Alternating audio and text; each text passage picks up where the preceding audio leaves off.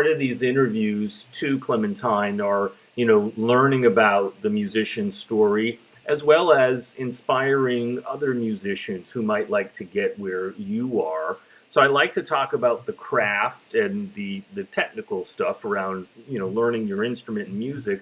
But there's also the whole other side of being a professional musician, the business side. Can we talk a little bit about what are some of the changes that you've seen since you even began in music with the business? Yeah, well, you know, I've been a part of the business. I mean, Zepparella is my band, so now I'm the whole business. And before that, with Bonham, I was instrumental in a lot of the business aspect of, you know, the band from an original band point of view, you know, the copyright and all of that kind of stuff. Female bands, especially young female bands, when I was in Bonham especially, you know, got offered a lot of things. And I would say 98% of the record deals or, you know, all that deal stuff ended up to be just a bunch of malarkey. So I ended up learning a lot about kind of, you know, hearing what people are really saying. Okay. But as far as the music industry goes, my idea right now, or my belief, is that there's never been a better time to be in the music industry. I think because people, even though you have to take on so much more of your career, you get to really take on your career, and you get to make music in your living room. Right. You know, Right.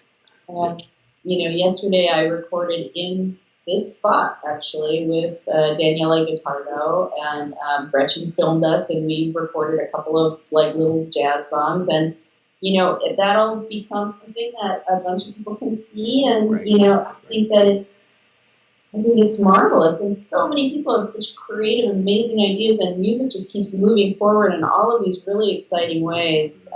So that whole like the music industry is dead. Well, you know, industries are dying that weren't serving their purpose anymore. You know, it was a rare band that got to be,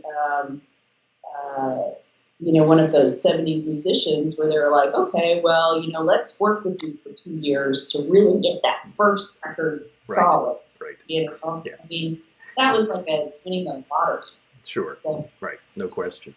Yeah, and certainly you got to adapt within the business of music, and you do have a lot more control around it.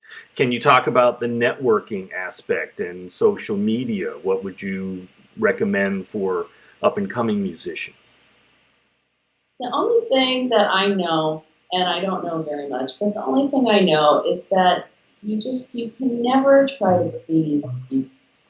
You just have to do what pleases you. You just have to do what you really love. Because when you put out that first thing and it goes up on the internet, it's just going to be, it's like open to every human to say whatever they want. And if you really feel strong about it, it's like, you know, it's kind of like anybody who says anything bad to me about my drumming, it's kind of like, you know what, nothing you can say could be worse than those dark moments when I'm sitting in the studio and I believe that I'm worthless as a drummer, you know, because I can't do a simple thing. Like, I have said the worst things possible that you could ever say about me up here. And so when I put something out, I feel strongly that it's the best I can do. It's what I'm hearing. It's what I love. Yeah. And then everything else, it can just flow through. Sure. So, yeah, authenticity, I guess. Yeah, that's great. And that's all I'm wishing for, the